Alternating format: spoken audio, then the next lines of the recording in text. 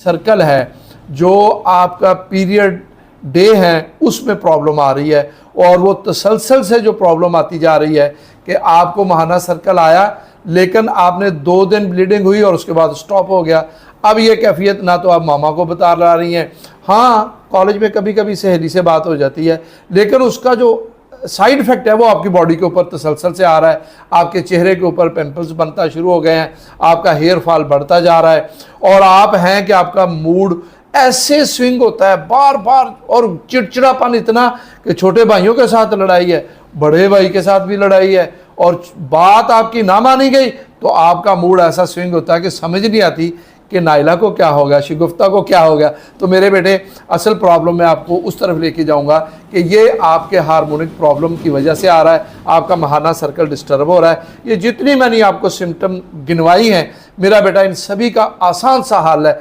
एक तो मेरा बेटा आप